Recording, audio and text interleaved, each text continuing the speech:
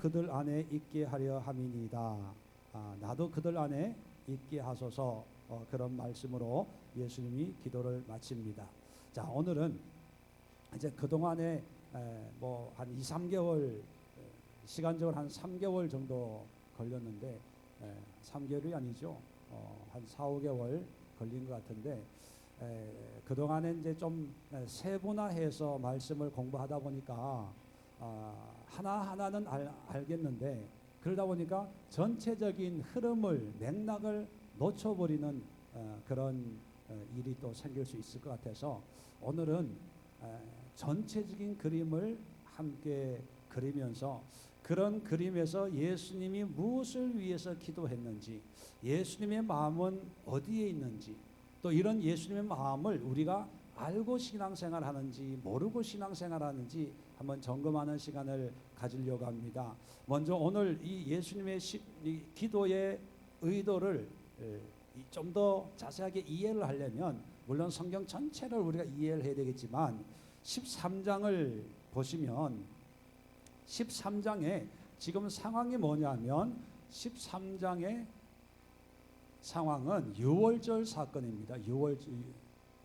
유월절을 맞이해서 유월절 만찬을 하고 계시는 거예요. 자, 유월절 만찬이라고 하는 것은 출애굽기 12장에 나와 있는 출애굽할 때 그런 유월절의 규례를 대대로 지켜라. 그런 하나님의 말씀이 있어서 유대인들은 유월절을 아주 중요한 절기로 지켜요. 자, 이럴 때 만찬이라고 하는 것은 저녁 식사를 하는 거거든요. 이때 음식이 뭐냐면 어린 양, 출애굽기를 보면 어린 양을 로스해서 이 숯불 바베큐로 먹어야 돼요. 삶거나 뭐 다른 걸로 하면 수육으로 먹으면 안 돼요. 수육은 안 되고 항상 불에 구워 먹어야 돼요. 맛있겠죠. 숯불 있는 분들 한번 고기 안 굽나? 그죠? 집에 숯불 있는 분들 한번 양고기는 아니어도 돼지고기라도 괜찮으니까. 자, 여기다가 쓴 나물을 같이 먹어요. 쓴 나물의 의미는 뭐냐 하면 애굽의 430년 동안의 삶이 쓴 그런 삶을 살았다 하는 것을, 그러니까 하나님 은혜 없이 하나님의 땅 바깥의 삶은 아무리 편안하고 화려하고 또 유명해도 뭐예요? 쓴 거예요. 의미가 없다는 거예요. 그것을 상기하라는 거예요. 쓴 나물을 먹으면서 그래 애굽의 저택에 살아도 그거는 의미가 없는 거야. 자, 쓴 나물을 먹고 또 뭐를 먹어요? 무교병이라는 거 알죠? 무교동이 아니고 옛날에 한때 놀 때 무교동이 아니고 무교병이라고 하는 것은 무 없다는 게 교 누르기, 병이라고 하는 것은 떡이라는 것이에요. 그러니까 누르기 없는 떡을 먹는 거예요. 누르기 없는 떡. 이 누르기 없는 떡이라고 하는 것은 정결하고 깨끗하고 온전하고 순전한, 그래서 신앙생활이 그냥 이것저것 섞여서 이것도 좋고 저것도 좋은 게 아니라 철저하게 하나님의 뜻 가운데 거룩하고 성결한 마음으로 섬겨야 된다. 근데 이 무교병이 맛이 있을까요, 없을까요? 맛이 없겠죠. 딱딱하고, 왜? 누룩이 있어야 좀 부드러운데, 그래서 출애굽기에 나오지 않았지만 이제 1500 출애굽하고 1500년 뒤에 이제 예수님이 이제 등장하는 신약 시대가 되니까 그때 사람들이 규례적으로 어린 양 고기나 쓴 나물 무교병보다는 이 누룩 없는 떡을 먹으면서 맛이 없으니까 뭐를 곁들여 먹겠어요? 포도주. 이걸 보고 또 어떤 분, 그때도 반주를 했구나.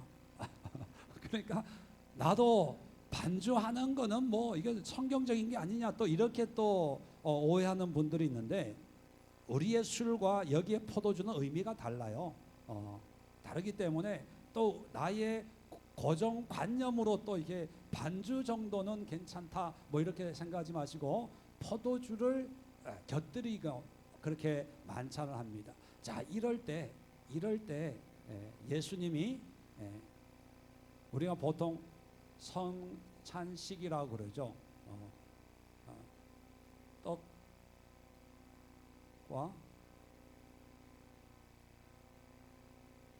떡과 포도주로 성찬식을 해요.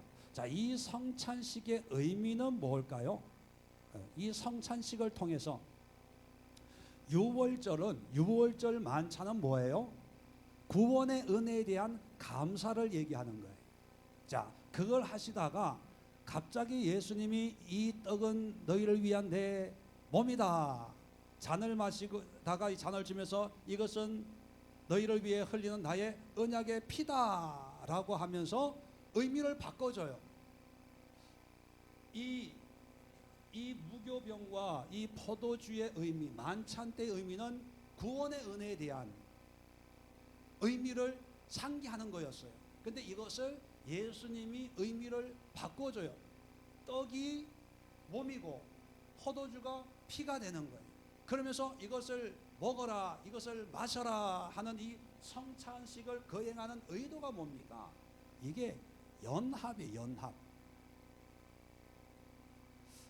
시간이 있으면 여기에 대해서도 좀 말씀을 좀 깊이 있게 말씀드리고 싶은데, 자, 우리는 예수 그리스도를 믿는 그리스도인들은 하나님을 알고 하나님을 섬기는 유대인들과 질적으로 다른 게 뭐냐면, 유대인들은 하나님의 구원을 믿어요. 유월절처럼 애굽에서 우리를 구원시키신 하나님을 우리는 믿습니다. 그리고 하나님이 우리를 또한 이 땅에서 우리를 구원시킬 줄로 믿습니다. 하나님은 우리의 구주입니다. 뭐 이렇게 믿는단 말이에요. 그런데 우리도 그렇게 믿는 것처럼 보이지만, 그런 개념이 다른 게, 우리는 우리를 구원해 주는 하나님 그런 차원이 아니라 하나님이 나와 함께 하십니다. 그거예요. 나와 하나님은 뗄래야 뗄 수 없는 불가분의 관계입니다. 하나님이 여기 계십니다. 그거예요. 그러면 유대인들의 하나님과 우리 기독교의 하나님 누가 더 가까워요? 우리가 더 가깝죠. 우리가 함께 하니까. 그러니까 유대교와 기독교는 같은 게 아니에요. 틀려요. 예수님으로 말미암아 성찬을 통해서 예수님의 살이 내 몸에 들어오는 거예요. 예수의 피가 내 속에 들어오는 거예요. 그래서 뗄래야 뗄 수 없는 그런 관계가 형성이 되는 거예요. 이걸 연합이다 이런 표현으로 표현하지만 더 깊은 어떤 친밀한 관계를 의미한다는 거죠. 자, 이렇게 해놓고 또 하신 게 있어요. 뭐예요? 세족식을 해요. 말씀드렸지만 원래 유대인들은 식사하기 전에 집에 들어오면 먼저 발을 씻어요. 슬리퍼 신고 다니다가 이제 집에 들어오면 집 앞에 있는 이게 가나 혼인잔치에 보면 거기에 물통이 있는데, 그 물통의 용도가 뭐냐면 밖에서 들어올 때 발을 씻는 용도로 사용하는, 누구 집에나 다 있는 거예요. 그것처럼 이 만찬을 하기 위해서 예수님과 제자들이 그 집에 들어갔을 때 이미 발은 씻었어요. 그건 뭐 씻으라 마라 누가 하기 전에 당연히 그렇게 하는 거거든요. 이게 이미 깨끗해진 사람들이에요. 그런데 성찬식을 포도주와 떡을 떼는 그 식사 자리에서 갑자기 예수님의 수건을 두르시고 제자들의 발을 씻기신 거예요. 그건 제자들의 발이 더러워서가 아니라 밥을 먹기 전에 어떤 율법적인 걸 행하기 위함이 아니라 특별한 의도를 가지고 행했다는 거죠. 그게 제자들의 발을 씻기는 거예요. 이 의미는 뭘까요? 예수님이 행하신 의도가, 자, 성경을 봅시다.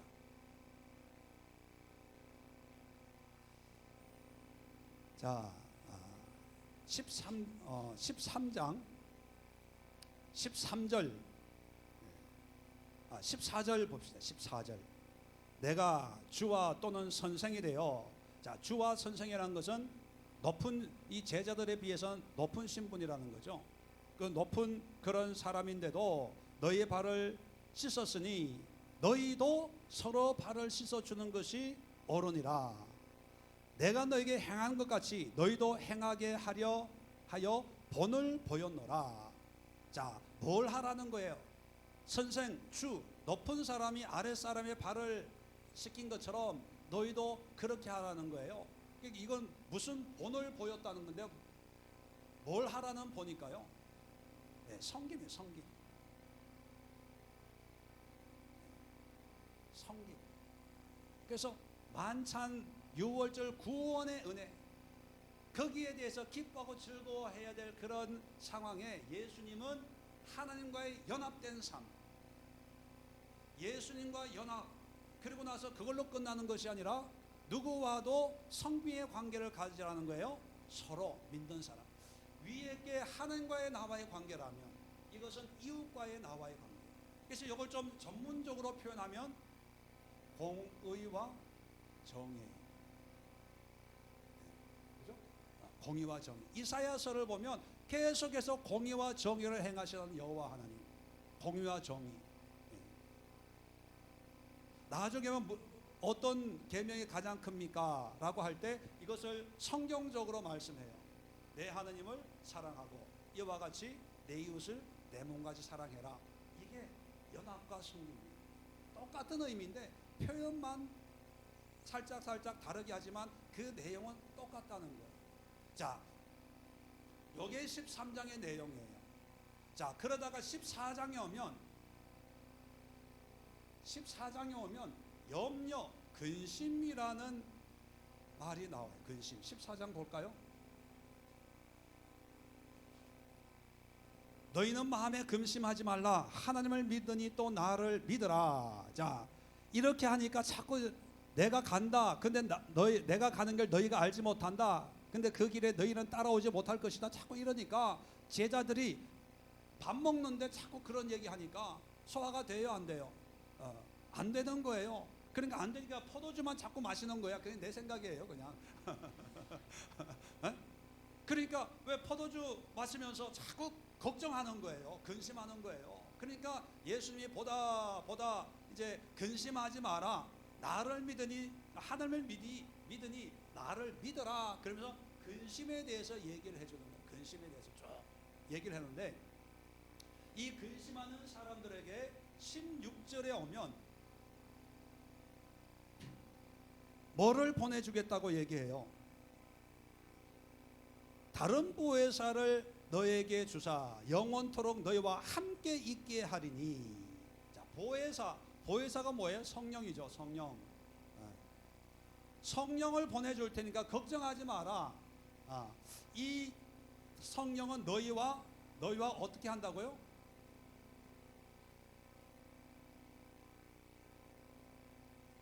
너희와 함께 한대. 함께. 자, 함께라는 의미는 뗄래야 뗄 수 없는 그런 관계예요. 나중에 15장에 나오는데 이게 포도나무의 비유로 설명을 해줘요. 자, 그럴 때 거한다는 말을 15장에는 해요. 내 안에 거해라. 그러면 나도 너희 안에 거하리라. 거한다는 헬라어 말이 뭐라고요? 메노라는 말. 메노. 거기에 그냥 붙어 있는 거예요. 사는 거예요. 남자 여자가 따로 살다가 결혼하면 함께 살아요. 함께 살을 맞대고 함께 먹고 함께 잠을 자고 함께 가정생활하는 그것이 바로 매너예요. 매너. 성령이 근심하는 우리와 함께 매너 함께 하니까 걱정하지 말라는 거예요. 성찬을 통해서 연합의 의미를 행위적인 것으로 설명을 했고, 그 다음에 구체적으로 성령이 우리와 연합된 상태를 약속을 해요. 그러니까 걱정하지 마라, 염려하지 마라. 내가 간다고 없다고 해서 내가 없는 게 아니라 보혜사라고 하는 것은 돕는 자 그런 의미거든요. 도와주는 보혜사가 너에게 임할 거니까 걱정할 필요가 없다. 그렇게 말씀을 하는 거예요. 자, 20절 보세요.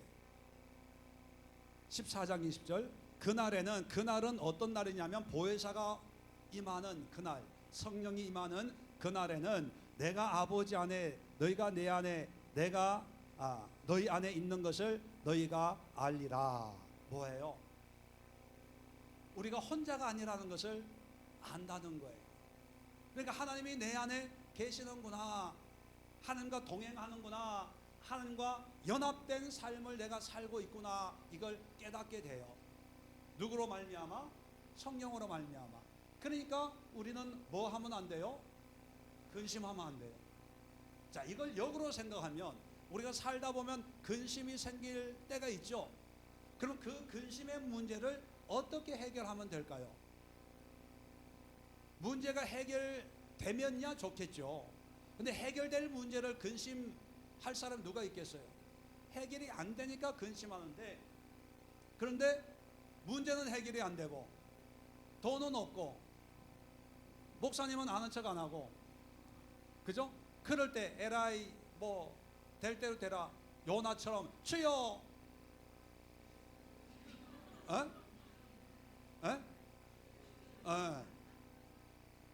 경상도 사람들이 치기소서. 전라도 분들은 어떻게 해요? 하나님 아따 거시기 허요.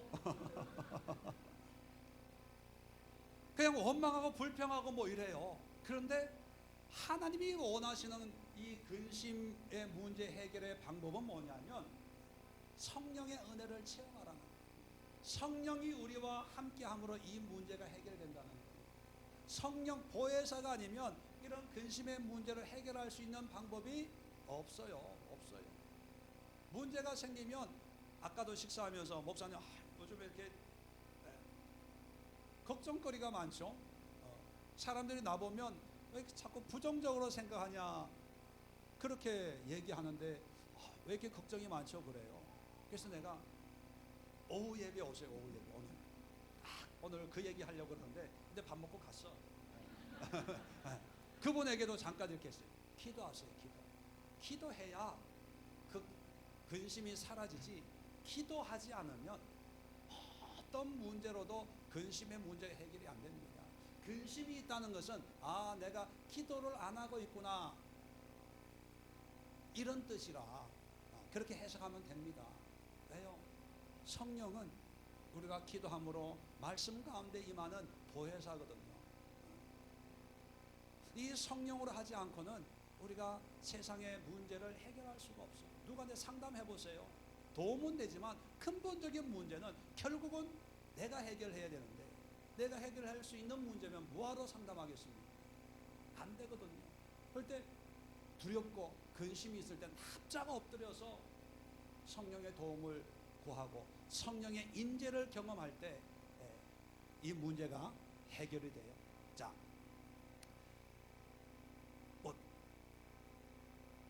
14장 26절에도 보면 보혜사 곧 아버지께서 내 이름으로 보내실 성령 그가 너희에게 모든 것을 가르치시고 내가 너희에게 말한 모든 것을 생각나게 하시리라. 평안을 끼치노니 곧 나의 평안을 너희에게 주노니 내가 너희에게 주는 것은 세상이 주는 것 같지 아니하니라. 너희는 마음에 근심하지도 말고 두려워하지도 말라는 거예요. 근심 두려움을 이길 수 있는 게 성령. 이 성령의 임함을 통해 성령이 가르치고 깨닫게 하고 인도하고 함께하는 그런 평안을 성령으로 말미암아 우리에게 주신다는 거예요. 자, 이 말씀을 하고 15장에 보면 비유를 듭니다. 비유. 무슨 비유를 들어요? 포도나무의 비유. 간단해요. 가지에 포도가 열리려면 어디에 붙어 있어야 되는 거예요? 나무에 붙어 있어야 됩니다. 우리는 하나님과 함께한다, 하나님과 연합됐다, 이 개념을 하나님이 나와 함께해? 내 안에 있어? 성령의 전이 내 안에 있어? 그러면 어떤 우리의 어떤 배운 지식으로, 우리의 어떤 사고적으로 자꾸 해석을 해서 어떤 형이상학적인, 추상적인 어떤 개념적인 어떤 이해를 자꾸 하려고 그래요. 그래서 예수님이 이걸 알고 포도나무의 비유를 드는 거예요. 포도나무 가지와 몸통을 보면 가지가 몸통에 붙어 있어야 열매 맺는 거, 이건 상식이에요. 근데 붙어만 있는데도 말라버렸어요. 그러면 농부가 어떻게 합니까? 그건 잘라내는 거예요. 필요가 없는 거예요. 의미가 없는 거예요. 모양만 붙어 있지 실질적으로는, 내용적으로 보면 영양분이 공급받고 하는 게 아무것도 없어요. 붙어 있는다고 하는 것은 그냥 모양만 붙어 있는 것이 아니라 그 뿌리로부터 올라오는 영양분을 먹고 마시면서 열매를 맺는 가지가 붙어 있는 가지예요. 무슨 의미인지 알겠죠? 이것을 내가 너희 안에, 너희가 내 안에 있는 것 같이, 이걸 비유하는 거예요. 그러면 우리가 예수 안에 산다, 맨날 기도하고 교회 새벽부터 밤늦게까지 그냥 교회만 있고 세상은 요나처럼 이 악한 세상 망해야 돼, 심판해야 돼, 뭐 그렇게만 사는 것이 예수 안에 있는 삶이 아니라는 거예요. 또 이단처럼 어디 산속에 농장 같은 거 짓고 공동생활하면서 마지막 때 지구의 종말이 올 때 여기만 구원을 받으니까 여기서 한 발자국도 나가면 안 돼. 이것이 예수 안에 사는 삶이 아니라, 여러분, 밤나무, 감나무도 가지가 담장을 넘을 수 있어요. 울타리를 넘어서 다른 집에 들이올 수도 있어요. 그런데 그 나무가 그래도 열매를 맺는 것은 어느 땅에 가지가 걸쳐 있냐, 뭐 좋은 땅이나 나쁜 땅이냐, 부잣집이나 가난한 집이냐, 그게 중요한 게 아니라 어디에 줄기에 붙어만 있으면 되는 거예요. 그러니까 우리가 예수 안에 산다고 하는 것은 뭐냐면 예수님에게 붙어서 예수님부터 영양분을 받아 먹고 또 물을 받아 먹고 예수님으로부터, 뿌리로부터 오는 그런 은혜를 날마다 받아 먹으면서 우리의 삶의 현장에서 그런 예수 그리스도의 열매를 맺혀가는 게, 그게 예수 안에 사는 삶이에요.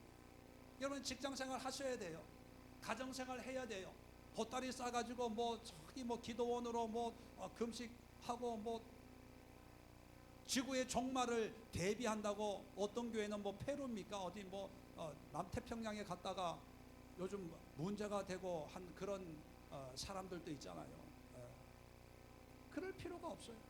맷돌질 하다가 한 사람 들림받고 한 사람은 버려둠을 당하고, 밭에서 일하다가 한 사람은 버려둠을 당하고 한 사람은 들림을 받고, 마태복음 24장에 기록되어 있잖아요. 어디에 있는가가 중요한 게 아니라 어떤 영적인 꼴을 먹고 사는가, 그게 중요한 거예요. 그게 붙어 있는 거예요. 그러니까 우리가 날마다 말씀과 기도와 예배를 통해서 하나님으로부터 임하는 영적인 은혜를 끊임없이 공급받아야 돼요. 붙어만 있고 그런 공급이 없으면 말라버려요. 말라버린다는 것은요, 그냥 농부가 와가지고 잘라버려서 뭘로 써요? 땔감으로 쓴다는 거예요. 그러니까 내가 있다 없다 그것 때문에 염려, 걱정, 근심하지 말고, 너희가 이 성령 안에 붙어만 있으면 그것이 너희가 내 안에, 내가 너희 안에, 그런 의미예요. 나를 떠나서는 너희가 아무것도 할 수 없다. 그것이 15장에 5절, 15장 5절, 나는 포도나무요 너희는 가지라. 그가 내 안에, 내가 그 안에 거하면 사람이 열매를 많이 맺나니 나를 떠나서 너희가 아무것도 할 수 없음이라.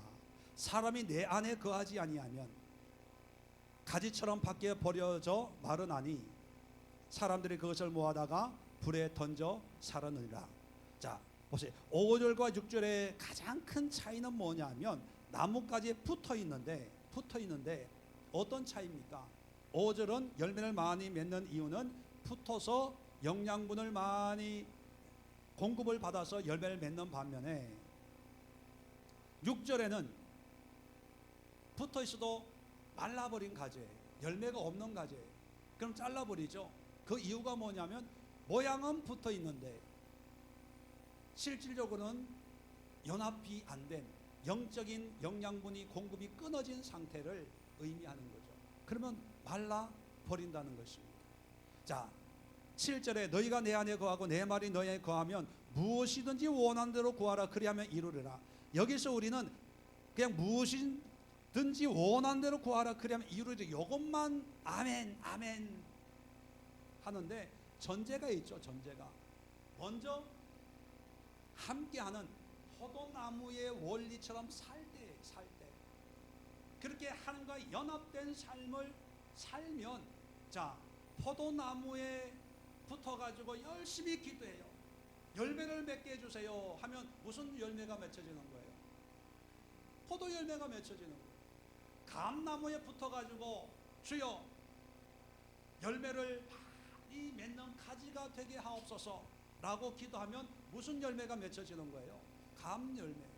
이런 개념이에요.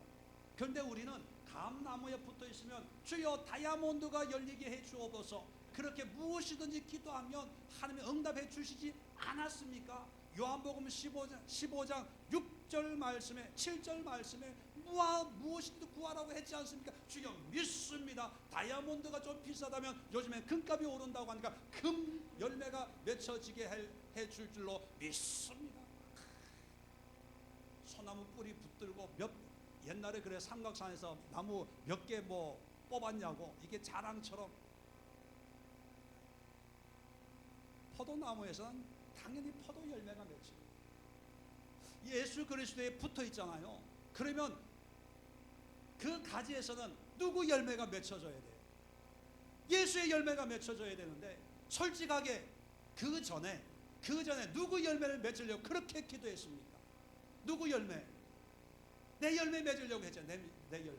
내 열매 기도해가지고 좀 맺혀지면 간증하고 한 감사합니다 막 자랑하고, 안 맺혀지면 입이 튀어나와가지고 기도해도 안 되네, 해도 안 돼, 결국은 내가 해야 돼, 뭐 그랬잖아요.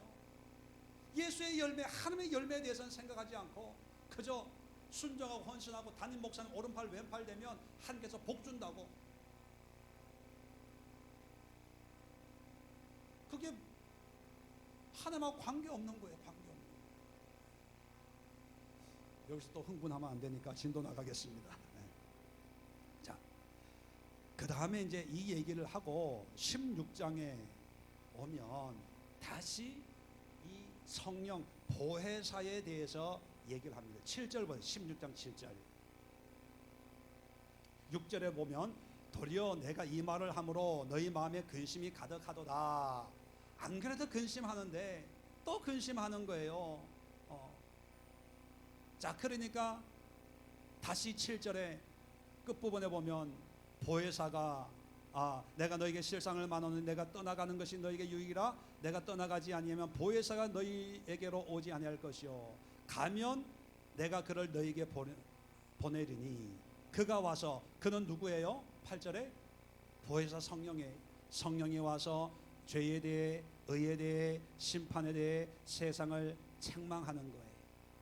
13절 보세요. 진리의 성령이 오시면 그가 너희를 모든 진리 가운데 인도하실 거라는 거예요. 그러니까 염려하고 두려워하고 하는 이런 상황에서 우리가 구해야 될 것은 뭐라는 걸 얘기하는 거예요? 성령이에요. 성령을 구하고 그 성령이 너희의 이런 염려, 걱정, 근심을 다 해결해 줄 거라는 거예요. 사업의 문제도 누가 지혜를 준다고요? 성령 하나님께서. 자식의 문제도 누가 지혜를 준다고요? 성령 하나님. 우리가 모든 것을 인도한다는 거예요. 성령이 인도하는 것이 어떤 영적인 신앙적인 어떤 특별한 분야만이 아니라 우리의 모든 삶을 성령이 인도해 주니까 걱정하지 말라는 거예요. 그러니까 내가 가는 게 오히려 너에게 유익이야. 왜 유익을? 예수님보다 성령이 우리에게 성도들에게 유익인 이유가 뭡니까? 만약에요 예수님이 지금도 계시다 그러면 우리는 보따리 싸가지고 이스라엘로 가야 돼요. 그래서 예수님 한번 만나야 되고 예수님 밥 한번 먹어야 되고. 여러분 자신 있으세요? 예수님이 여러분 만나 줄 것 같아요? 네? 예수님 한번 만나려면 정말 일생에 한번 저기 멀리서 그냥 예수님 뒤통뱅이 한번 볼까 말까 해요. 그런데 예수님이 가지고 성령님이 오신 거예요. 성령님이 오심으로 해가지고 이스라엘 성지순례 갈 필요가 없어요. 왜? 구하면 성령이 임하시니까, 내 안에 계시니까, 성령이 말씀하시니까, 성령과 함께 우리는 연합된 그런 삶을 함께 매너할 수 있으니까. 그러니까 육신의 예수님이 안 계시는 게 우리 신앙생활하는 성도들에게는 정말 천만다행이에요. 천만다행. 얼마나 감사한지. 그래서 성령에 대해서 얘기를 하고, 자 그러면서 16장 제일 끝에 뭐라고 끝을 냅니까? 33절에 이것을 너에게 이르는 것은 너희로 내 안에서 평안을 누리게 하려 함이라. 세상에서 너희가 환난을 당하나 담대하라. 내가 세상을 이겼노라. 자 16장에 세상을 이겼다 선언을 해요. 지금까지 이렇게 쭉 얘기하는 것은 이 근심 가운데 있는 사람들에게 이 근심을 극복하고 승리할 수 있는 방법을 쭉 설명했다는 거예요.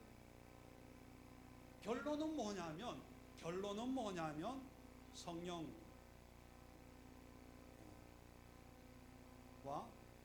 함께.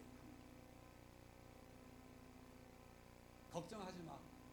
내가 없더라도 성령이 오시니까, 성령이 너희를 인도하니까 염려할 필요가 없어. 이게 결론이에요. 그래서 13장부터 16장까지의 핵심이 뭐냐면 성령이 오시리니 성령과 함께 살아라, 그거예요. 자 이렇게 해놓고 17절에 이제 기도가 나옵니다. 다른 건 뭐 시간이 없어서 자세하게 할 시간이 없고, 자 여러분 기억하세요? 예수님이 기도한 크게 세 가지 중요한 기도의 제목이 있었다고 말씀드렸죠. 첫 번째 기도가 뭐였나요? 보전. 두 번째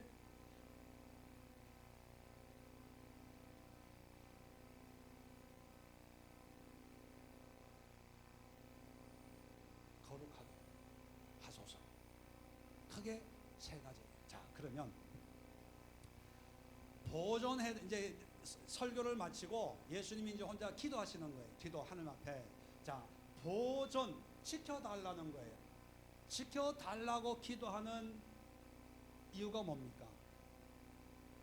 제자들이 염려 근심할 수밖에 없는 세상에 살아가야 되기 때문에 이들의 믿음을 지킬 필요가 있겠죠. 이들을 하나님이 보호해 줘야 될 그런 필요가 있겠죠. 왜? 예수님이 떠난다 해도 염려 걱정 근심하는, 그리고 조금 있으면 수제자라고 하는 베드로도 예수님을 부인하고 도망갈 그런, 정말 예수님이 보시기에는 참 마음이 안 놓이잖아요.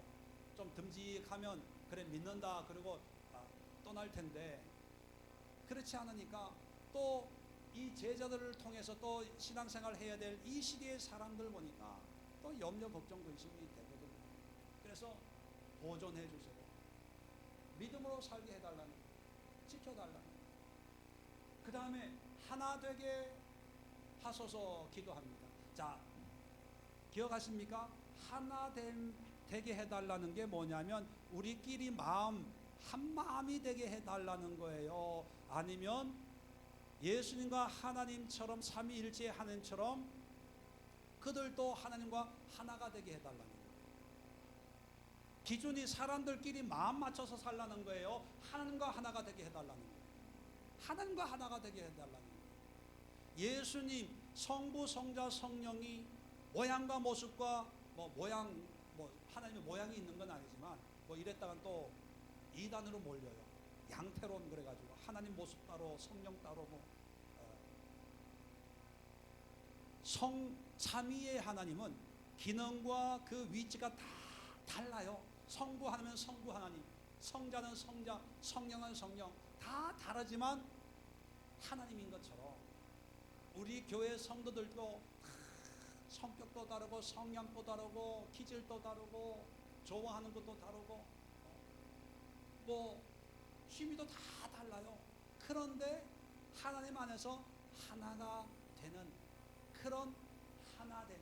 자, 그러면 이 하나 되게 해달라는 것은 곧 하나님과 성상을 통해서 연합, 성령을 통해서 함께 거하는 것, 똑같은 의미. 지금까지 예수님이 이 세 가지를 기도했잖아요. 이 세 가지 기도의 내용은 지금까지 설교한 것이 이들에게 이루어지기를 기도하는 거예요. 다른 전혀 지금까지 내용과 다른 걸 기도하는 게 아니라 설교한 내용을 그대로 이루어지도록. 제가 설교를 하고 축도하기 전에 기도하잖아요. 그 기도의 내용은 요나 기도 설교해놓고 마지막 축도 전에 기도가 하나님 아프리카 선교를 위해서 기도하오니 선교의 열매가 많이 맺혀지게 기도합니다. 이제는 우리 주 예수 그리스도 이렇게 축도합니까? 아니에요. 축도 전에 기도하는 건 뭐예요? 지금 설교한 이 설교의 내용이 우리 성도들 삶 속에서 열매를 맺게 해주세요. 그래서 설교의 내용을 간단하게 요약을 하면서 마지막 목회자로서의 기도를 하는 거예요. 그것처럼 예수님이 설교를 다 해놓고 17장에 뜬금없는 기도를 하는 게 아니라 지금 설교한 그 내용을 가지고 염려하고 있는 내 피와 살을 먹고 마시고 함께 연합된 삶을 영적으로 살아가고 있는 이 제자들도 환경 때문에 염려, 걱정, 근심하고 있는 이 제자들을 주여 보존해 주세요. 지켜주세요. 그리고 성령이 임하시는데 이 성령과 함께 하는 그런 삶을 포도나무의 비유를 들으면서 내가 설명했는데 하나님 아직 이해가 안 됩니다. 얘네들은 하나님과 나와의 관계처럼 이들도 하나님과 하나가 되게 함께하는 연합된 그런 삶을 살게 해주세요. 우리를요 기도할 때 부자 되게 해주세요. 환난을 면하게 해주세요. 모병장수 순교 안 하고 요한처럼 100세까지 9988 234 뭐 그런 기도가 있대요. 99세까지 팔팔하게 살다가 2, 3일 앓다가 그냥 죽는 거. 9988 234 아시죠 하나님? 그런 게 아니라 하나님과 연합이 되면요 내일 죽어도 괜찮아요. 모레 죽어도 괜찮아요. 순교해도 괜찮아요. 오래 장수해도 괜찮아요. 하나님과 함께 성령과 함께하는 사람이면 부자도 괜찮아요. 가난해도 괜찮아요. 하나님과 함께하는 교회 목회라면 10명이 있어도 괜찮아요. 5,000명 있으면 더 낫겠죠. 거기에 상관하지 않는 거예요. 예수님이 그런 대제사장적인 기도를 드렸다. 마지막으로 거룩하게 하옵소서. 거룩은 뭐예요? 분리된 구별하는 구별, 차이 나는 삶. 왜냐하면 염려, 걱정, 근심을 하다가 늘 세상이 주는 환난과 핍박 때문에 걱정하지 않습니까? 믿음 없이 이런 문제를 해결할 수 있는 가장 쉬운 방법은요 믿음을 포기하면 돼요. 세상의 방법을 따르면 된다니까요. 그러면 근심할 일 많이 없어져요. 요즘도 그러는데 2000년 전에 로마 시대의 신앙 그리고 기독교는 요즘에 우리는 이 대세를 이루잖아요. 어디 가도 예수 믿는 사람 있고 또 교회 다닌다고 핍박하는 시대는 아닙니다. 그런데 이 시대는 소수 마이너리티 누가 알아주지도 않아요. 그런데 믿음으로 살려고 할 때 그냥 쥐어박는 거예요. 야 그런 종교는 듣도 보도 못했다. 뭐 그렇게 유별나게 그렇게 안식일을 지키고 주일을 지키려고 그러냐. 치아라. 너희가 믿는 신은 뭔데? 예, 나사렛의 예수라는 그 33살 먹은 그 청년. 야 우리 신 이렇게 신전이 있는데 너희가 믿는 그 신은 신전도 없다며 아무데나 다 있다며 우리는 온 땅에 충만한 하나님을 쉽게 인정해요. 근데 그 로마 시대의 신은 집이 신전 엄청 파르테논 신전 뭐 이런 신전이 있는데 예수는 집이 없대. 그러나 비웃는 시대에 비웃는 시대. 한술 더 떠가지고 너의 신은 로마 군인에 의해서 죽었다며. 야 죽는 게 무슨 신이냐. 그런 시대. 그러니까 그런 핍박 가운데 가장 간단한 1차적인 방법은 뭐냐면 내가 신앙을 포기하는 거예요. 가장 간단해. 자, 그를 거룩이라는 뭐예요? 거룩. 분별하는 분별. 비록 세상은 이렇게 해도 나는 이렇게 살아야지. 이렇게 살아야지. 물론 분별한다고 그렇게 사는 건 아니더라고. 오늘 요한을 보니까. 그죠? 근데 예수 이걸 위해서 기도하고 있다는 것이죠. 자, 그래서 이 모든 것을 예수님의 기도나 예수님의 설교의 통점이 뭐냐면 마지막에 아내, 하나님 아내, 믿음 아내, 말씀 아내, 성령 아내. 이 아내라는 것이 이것이 연합이고 이것이 함께하는 거고 이것이 포도나무 가지처럼 붙어 있는 것이고 이 아내라는 것이 바로 열매 맺는 것이고 오늘 기도 제일 마지막에도 이는 결론을 얘기합니다. 나를 사랑하신 사랑이 그들 안에 있고 나도 그들 안에 있게 하려 합니다.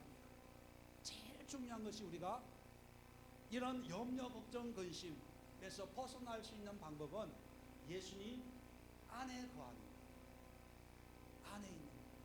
자, 안에 있는 것은 어떤 의미라고요? 포도나무. 하나님께 붙어 있는 것. 붙어 있는데 그냥 붙어 있으면 그냥 말라버려요. 어떻게 붙어 있어야 돼요? 예수님의 말씀, 예수님의 주시는 은혜, 예수님과 어떤 영적인 교류가 이 나무가 그 수분을 빨아들이고 영양분을 빨아들이는 것처럼 그런 깊은 영적인 교제와 소통이 있는 상태를 얘기합니다. 그게 아내의 상태예요. 자, 그렇다면 과연 여러분들은 예수님 안에 거하는 삶을 삽니까? 내가 안에 거하는지 밖에 있는지 알 수 있는 것은 뭐를 보면 된다고요? 내 안에 근심이 있냐 없냐, 염려가 있냐 없냐, 두려움이 있냐 없냐, 노후에 대한 두려움이 있냐 없냐, 걱정이 있냐 없냐, 건강에 대한 염려가 있냐 없냐. 근심이 물론 선천적으로 낙천적인 사람도 있지만 신앙적으로 근심이 있다는 것은 안에 없어서 내가 근심하는 거예요. 근심이 해야 되는데도 근심이 없고 기쁨이 있어요. 그것은 하나님 안에 하나님이 주시는 은혜의 영양가를 먹고 마시고 하다 보니까 하나님이 보이다 보니까 하나님의 은혜가 크다 보니까 세상의 문제는 작아 보입니다. 여러분은 지금 안에 있는지 밖에 있는지 또 하나님 안에 거하기 위해서는 어떻게 해야 되는지 또 여러분 속에 있는 염려, 걱정, 근심의 문제를 해결하기 위해서 내가 할 수 있는 해결의 방법은 무엇인지 오늘 이 말씀을 통해서 정리를 하십시오. 그리고 결론은 또 여러분에 맡겨드리겠습니다. 여러분이 선택하십시오. 여전히 염려할지 아니면 주님이 주시는 평안으로 하나님의 열매를 맺는 품성이 맺는 그런 은혜의 삶을 살아갈지 결단하는 시간이 될 수 있기를 바랍니다. 기도합니다. 하나님 아버지